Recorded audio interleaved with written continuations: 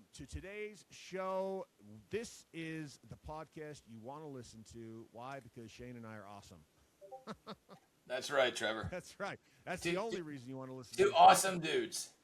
Two Uh, awesome dudes who have built some shit that we like to talk about and maybe help you build some shit. So, as a reminder before we jump into the show, if you get value from today's show, I just simply ask one favor of you, and that is to share this show up, whether it's in your social media, whether it's, just tell a friend, whatever that may be, so that if you got value, they can get value too, and you can help the show grow organically. Shane and I are here just to share what we've done and what we built in a way that helps you possibly go out and build your dream life so that you can have what you've always wanted ever since you were a little kid, and just those dreams in life. So do us that favor, because we don't charge you anything to do the show. That's the fee. That's it. That's that fee. Pay it, and then we'll roll into it, man. So Shane, the day we're recording this, last week I just had gotten back from my cruise, but we're sitting here on Friday recording today's show. It's the end of the week. Where you at, man? How's the week for you, dude? It's been a good week. I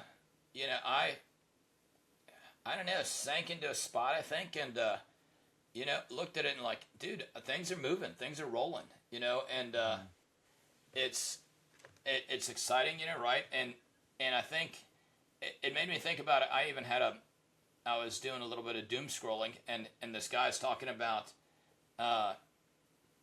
all the excuses we make on keeping us from going forward, and if they're all true, why do other people manage to do it? And I was sitting here I saw it after the fact, right? But this week I sort of pivoted on some things and said, hey, I'm going to keep moving forward on this, right? Or instead of only giving myself one option to succeed, I'm going to do like three things, right? And with the theory that one of those three is going to work, right? Knowing two out of those three probably aren't work. I just don't know which one of the two aren't going to work out of the three. So it's an interesting, which I've done that before in the past. And, I don't do that with every problem I have, but I do it with some problems. I'm like, dude, we're going to overcome this. And some people want to do that consecutively, right? Well, let's try this first. And if that doesn't work, then we'll go to this one. And if that doesn't work, we'll go to this one. Well, as you and probably everyone close to me in my life knows, patience is probably not my strongest virtue. As I've been repeatedly told over and over the last 3 months. And I was like, the hell with that.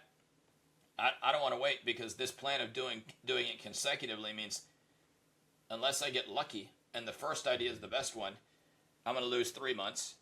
And then I do number two. If it's not the best one, I'm going to lose 3 more months.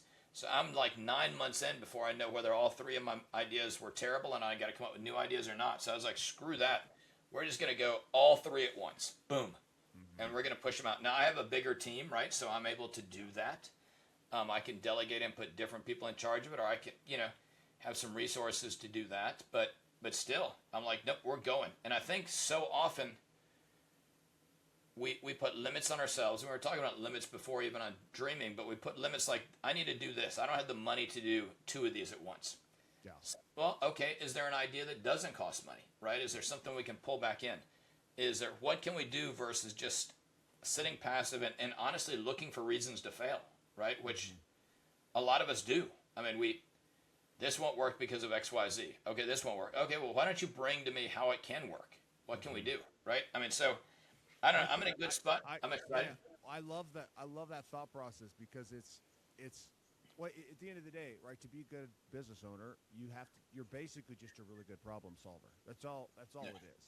And you have to attack problems with an aggressive nature of what is the possibility here? Like what like you said, you don't necessarily know. Nobody's perfect, and so you're definitely going to make way more mistakes in solving a problem than you are in actually solving them. We're not hitting home runs every time we're at bat, but being able to do that and just be effective that's really, it's interesting. You look at business and it's not actually that complex. It's like, well, let's identify the problem and then let's solve it, and let's come up with as many creative ways that we can to solve it. And one of those creative ways is the way that will be innovative enough that the marketplace will say, hey, I like that guy. I like what you do. Okay. Something, right, draws the attention, and everything centered around that. But if you're if you're hesitating to solve a problem, or like you said, because it's budget constraints, which is the number one constraint I probably hear when people are not doing. Now, I think it's a bullshit constraint. I don't think it's real at all. But I think they let their mind say, well, I don't have the money, so I can't do anything, which is so crazy to me because I'm like, dude, there's plenty you could do. You're just not willing to do it.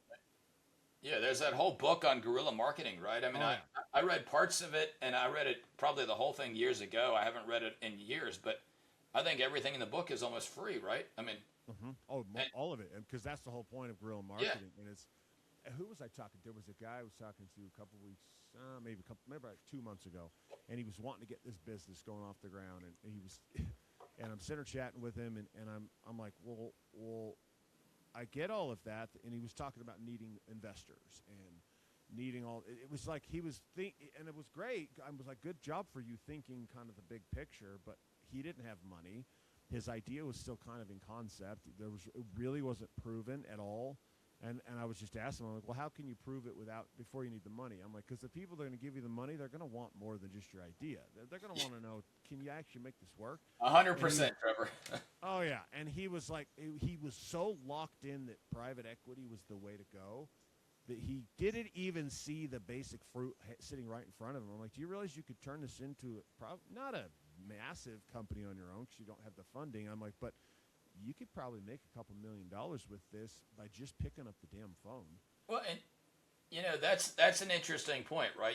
You talk about that, and everybody dreams about the huge thing and the home run, right? And I'd written that down about something else when we were talking about great ideas and stuff. And my whole life has been built on singles, right? My whole firm, my life and success, everything has been built on hitting singles over and over and over until the bases are loaded, and then you just start knocking stuff in one run at a time, as opposed to home runs, right? I mean, I can't think that. I mean, I'm sure I've had some home runs, but I haven't built my life on home runs. No, Does that make sense? Those have been the anomaly from what I've watched of your career. Those aren't the norm. It's not like you're going up to bat every day being like, I'm going to hit a home run. I've never seen you operate that way. It's always been, we're just doing what we're doing, and we're consistent enough that we keep knocking batters in, you keep scoring, and it's total. But see, with watching what you've done through ups and downs of the market, the turn, the whatever, and the different things coming up. I mean, dude, you're in the PI space, and we've talked in the last couple, probably not a ton about it, but a little bit over the last couple of months. That hey, if cars go full autonomous, well, then what? Yep. Right? If all of a sudden there's not car wrecks anymore, well, then what happens, right? So there's already, but it's not I've got to, this is a Hail Mary, I got to hit this one in or we're doing. It's like, okay, well, what's the little thing that we can start working on that starts working us in that simple little wins in a direction that would safeguard that so that, I guarantee you there is other firms who are not doing that. Guaranteed. And they're not doing anything, and they might be thinking about it, but they're not actually moving forward on it until all of a sudden it will require a home run in order for them to stay alive. And that's, it's an interesting point because you bring, like, you talk about, like, limited thought, right? Because we want to be able to have the dream, and we don't want to place limits on ourselves. But at the same time, sometimes those limits are, we will be so big in our thought process that we don't actually come in and we won't do the things required to ever actually achieve anything real. Because our mind is in one place, but our actions don't match it. It's like you and I have fitness targets and goals in life. It's like if we don't do what we have to do today, well, then the target we're both going after is never going to happen. No, and that's the difference. I think future casting, daydreaming, strategic planning for your future, all that has a huge place, right? And I think it is super important. But then I think you also have to pull it down to the weekly or monthly, planning, right? What am I going to do in the next 2 or 3 months? What are the steps I'm going to take versus just, daydreaming all the time, right? I mean, there's no need to dream about, having a 50-person law firm if you've got 3. You need to be, I'm a firm believer in let's dream about being really good on our singles. And, if we're at 3 people right now, okay, how do I get to 5? How do I get to 8? How do I get to 10? Right? Because as crazy as it sounds, for years, my target was never growth. It was money. I mean, money and helping more people, right? Yep.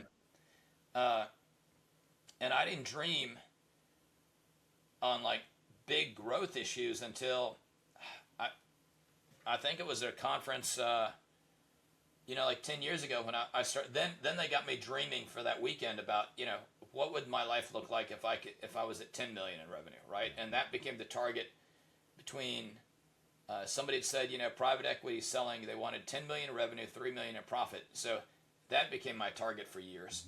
But a target, but I sort of was coasting, and then somebody got me thinking about what would my life really be like if I hit it. And then somehow between a mix of the environment, the speakers, my thought process, I figured out a path that on paper would get me there, right? Just the raw numbers. I didn't know the path, but I knew to hit it, I had to do X. I had to have X, Y, and Z. A certain number of clients, certain number of settlements, certain number of average fees, and that magical combination would give me the 10 and 3. Was And there a part of you when you're doing that was like you're looking at you kind of cast it out and you created those little kind of steps along the way, the measurements along the way? Was there a part of you that was like, okay, that all sounds great, but how the hell am I supposed to pull that off? Or I didn't even make it that far. It was actually like, holy shit, I can actually see where I could achieve this stuff, right? Like, it's not as far out of reach as I thought it was, right? It's doing the simple math on what it has to look like. And then I was like, now, I was a little overzealous in my timeline, right? I was like, dude, I think I can do this, in like 2 years. And it was not a 2-year process. It was probably, I don't know, 4 or 5 years to hit that target, from where I was at. But so I didn't even make it to all the reasons why, because when I boiled it down to math, it was like, yeah, I think I can do this, right? Like, now then you get back home and you get in the environment, and suddenly we're going to sign 10 more clients this quarter than last quarter per month, and you're like, ooh, money's, I got to spend more money, or we got to get better at conversions, or then all the problems started popping up, and it was harder. But I had to just keep refocusing on, hey, this is the math, dude. As long as I'm working on these, it's going to get better. I can see how I get it. Sort of like convince yourself that it's going to happen. You've already mapped out how it's going to happen, and it's almost inevitable as long as you keep down the path. Yeah. Is that? That makes perfect sense. Well, it's because there's this.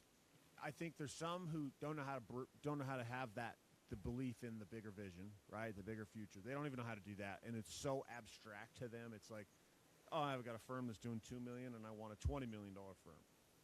It's such a big jump that a lot of people won't allow themselves to say, hey, I want the $20 million firm or the $50 million firm. They won't even go there because it's their mind immediately wants to connect to the how would I do it, and they don't know how to even do that because they're so far away from it, right? They've got 5 people on their team, and that's going to require 100 people on the team. And so mentally it's like, that's the Grand Canyon. You can't jump the Grand Canyon in one step, and so then they just don't let themselves. And I think that's like the first problem.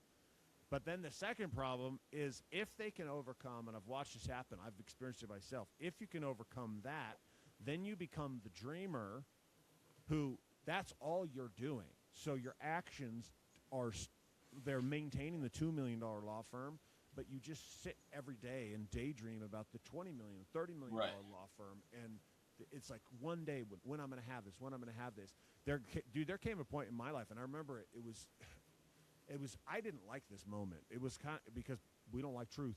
I mean, people can say they do, but at the end of the day, usually when you avoid truth, it's because you don't like it. Yeah, you don't like it. Like you don't like to. You don't have to admit it, right? You want to just be in this euphoric space, and I remember sitting there, and there was which is like there were certain things in my life that I wanted, and I kept talking about someday I'm going to have this. And so I remember creating visions boards. Do you remember when that TV, or not movie, that movie, The Secret came out? Yeah. Okay, and that was back in what? Early 2000s, I think. Yeah. That was I think so. Time ago. So like 25 years ago. But I remember that coming out, and from that I created vision boards, and I was like just everything was like all this mentally willpower I'm going to do. So and the problem is I became, and I'm an action guy for sure. Like I tend to take action without planning. It's gotten me in a lot of trouble in my life, but it's also given me some really cool life experiences. I'm familiar with that. So I it's might like, get played a little better sometimes. oh yeah, oh yeah. And so, but I got stuck in this, and I didn't want to face the fact, and this is what I learned later on, is I didn't want to face the reality of how big the gap was from where I was to where I wanted to be. So it was funner to me at the time to just sit and close my eyes and dream about the future. But then when it came to actually doing something, it was like, and I had this realization. It would maybe I don't know, it wasn't a ton of time, but a couple years had gone by, and I know you've talked about this, and with your firm not growing for a couple years ago, right? Yeah. I had that. I wasn't paying attention to it. I was ignoring it, but I had this moment where I realized it, and I was like, dude, I'm no closer to these things I say I want, and the life I'm trying to build. I'm no closer. And it was like, and no one's coming to save me. And if I don't start doing something about this, like, I'm screwed. And it was the cars I wanted, houses I wanted to live, all of that. And it was just like this. It was a weird awakening. I didn't like the feeling at all, but it was good because it got me to realize it's like it got to a place where I asked myself the question, do I really want this? But in a serious way. It wasn't vision casting. It wasn't looking to the future. It wasn't like creating goals and targets. It was a gut check of, Trevor, do you really want this? Like, really? Because if you do, you've effectively, over the last few years, not done a damn thing towards it. So you either start working towards it and figure this out, or that someday is going to be you at 80 years old going like, holy shit, I missed it. Yeah. Somehow I screwed it up. And there's plenty of people that's their reality. I just wasn't okay with that at the moment. And that's what brings up that second, or I guess the third level that has to be implemented, which is what you're talking about. Dude, it's what we train on all the time. Taking that big target of the vision board and the thing you wanted, and then breaking that into these little steps along the way that are now manageable. And mentally, I can wrap my head around, what do I need to do this week? Yeah. Right? I can create, okay, what do I need to do this week that it might not hardly even be measurable that it's moving me towards the target, because my target might be so damn big. But what do I need to do today that's actually going to move me towards that? Yeah, I was going to say, Trevor, and when you talk about your target being so big and too big, I'm a firm believer in that sometimes we when we're dreaming and we're setting these up, what we're doing is, we're like, hey, I'm at 2 million. I want a $10 million firm. That's a massive jump. That's like quintupling the size of your firm. And I think, for me, it's fine to have sort of my 5-year plan, right? This is where I want to be in 5 years. But most of my time is spent looking at my 1-year plan, right? What do I want to do this year?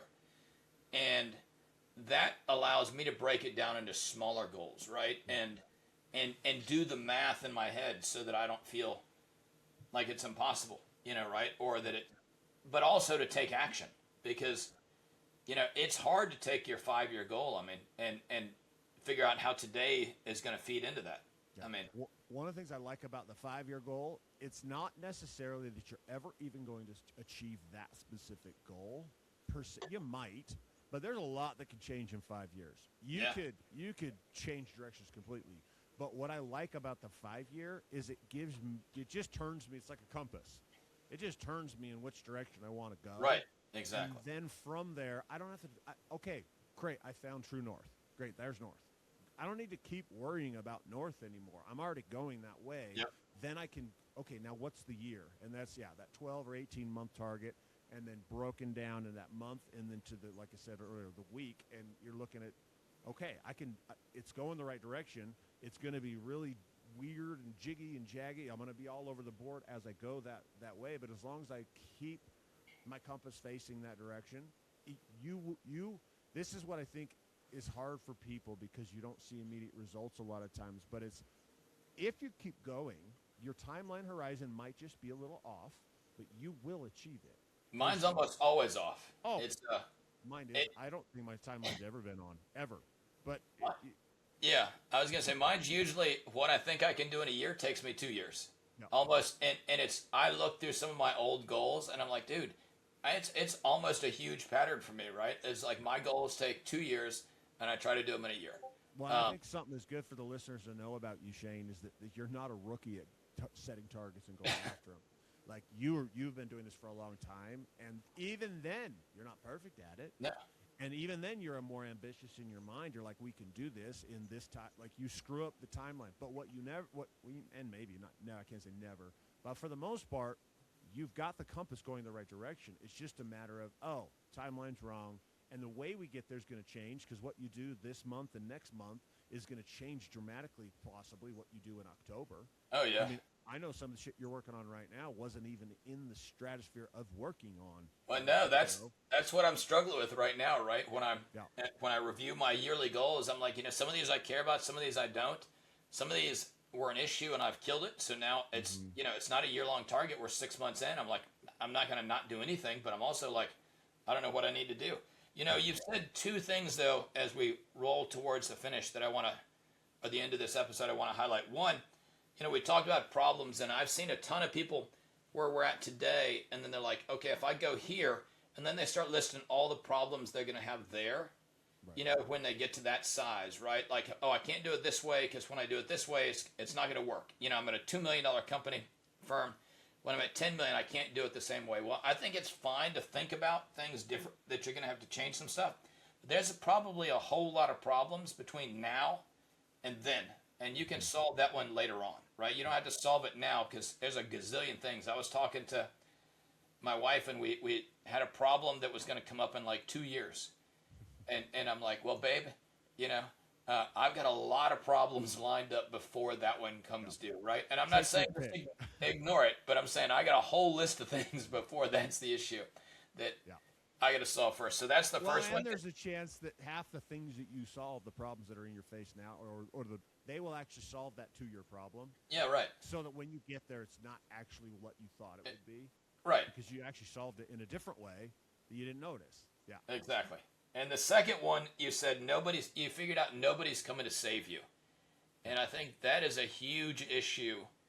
If you get in your head that nobody's coming to save you, it's just you, buddy, and all the action is dependent on you, I think then you take action, right? Yep. Versus Hail Marys. And we've seen it too, where people think, you've seen it where they think, okay, I hired Trevor. Trevor's going to solve all my problems. I don't have to do anything now. He's the hero. And you're not the hero. You're like Gandalf. You give some advice. You talk to them about it. But you can't get in there and solve their issues. You can't. They've got to go on the adventure. Yeah, you can't listen to every call on their team and start tracking all the KPIs. And, you can help them do that, but you're not going to save them. No. You and I can't tell them to go home at 5 o'clock or 6 o'clock and have dinner with their wife without looking at their phone 47 times. No. We can tell them how to do it, but we can't do the action for them. Mm-hmm. I've got a client right now that I got back. I got an interesting email from somebody on his team. And then it comes to find out I'd unplugged, right? And he knew what he needed to do. I unplugged, and I go on my vacation, and I come back, and I get this email, and I reach out to him. I'm like, what the fuck is going on, bro? You fucking didn't do anything. Yeah. I left, and what did you expect to happen if you sit and do nothing towards this problem that you have to take care of? And it was exactly that. He was like, dude, he just basically expected me to do it. I don't understand. It was the weirdest thing. I'm like, I'm not fighting your wars for you, bro. Like, you got to go fight your own. And you are the guy that's going to save you. It's you. And you know what's weird about that too, Shane, is I've seen it's both ways. So I've seen someone expect someone else to come in and save them, kind of swoop in like Superman, right? Yeah. Superman's going to come save them. But what's weird to me is I've watched high-powered business owners expect their employees to save them. Yep. Like they hire some person that's going to be the magical person that they're paying a fraction of revenue compared to what they make, but they're expecting that person to be like, oh, I got the right person on board. I can wipe my hands of it and walk away. And I'm like, no, you can't. They're not going to save you either. There's no one up or down. That's similar to abdication versus delegation, right? Which we've talked about in other times. What are your final thoughts today, Trevor, on this issue? Yeah, my final thoughts are, number one, you could do whatever it is you want. You have unlimited capability and possibility, right? Within reason, obviously. If you're 5'2", probably not going to be in the NBA. It's just not, God didn't give you a tall body, ain't going to happen. But within reason, obviously, especially in the business, your firm, whatever you want out of it, there is no ceiling, zero. If someone's doing it, it is doable. If somebody built a firm that does $100 million a year, well, guess what? It's possible, right? It's there. So you can do whatever it is that you want. I think the hard determination is really determining what do you really want. And I would spend some time thinking about that, but give yourself the reality that says there are no limits other than the ones you put on yourself. So if you're sitting here listening to us and you're hearing limits in your head, you're saying, yeah, but, I want you to realize you're saying that to yourself, but that's not actually the marketplace saying it, because there are competitors out there all over the place that are doing it. In your marketplace, the big dogs that you know about in your industry, in your area, they created that because they just chose to do it, and you could also do it. So don't use it as, oh, crap, someone's already done this, they beat me to it. Use it as leverage and ammo, saying, if they did it, so can I. And then get to work on the basic, simple success. The simple success, swinging singles. We've talked about that statement before, right? Just the basic things, begin working towards on the daily, towards that thing, and just give yourself patience to actually pull it off. And there's no doubt that you can do it. So tune into this show. This is why we put it on. This is why we want to help. There's just a lot of things, Shane, that you've learned, a lot of things I've learned, and as we continue to learn, like I learn constantly, and I know you do too, and as we continue to do that, the whole purpose of the show is just to come together collectively. You and I kind of shoot the shit and share what we've learned, what we know, and what we know will help if you can get these lessons. But here's what I'll tell you. If you're just listening to the show, and I'm sure there's some of you out there, so if you're wondering if it's you, it probably is you. Don't be that guy who just sits and listens and doesn't do anything, doesn't take any action, doesn't actually assess. We give you tips on how – these tips we're giving you are not just things we think are good ideas because we thought about it. These are things that literally have transformed your firm, Shane, my businesses, and countless others that you and I both worked with. That if you'll implement these basic little things we talk about, and you'll start to move forward and take what we're saying and be like, hey, let me try that. These guys have figured something out maybe that I haven't yet, and you do it. So be the doer, not just the listener, because we want you to win. That's why we're here. So. Yeah, I was going to say that I think it was Dan Kennedy who said the surefire path to success is to take massive action every single day, right? Every day. Yep. And I don't think I take massive action every day. Maybe I do, but I certainly try to take action every day and every week. So. Well, I think massive to me, I see massive as the compounding effect of simple action every day, which is massive, right? That's what the compounding effect, that's where it appears massive from the outside. But at the end of the day, no, you're just swinging. You're just swinging every single day. You're just making contact with the ball. So appreciate you guys being listeners to the show. Share the show up. Give us a like and a subscribe. And we will see you guys next week. Have a fantastic day.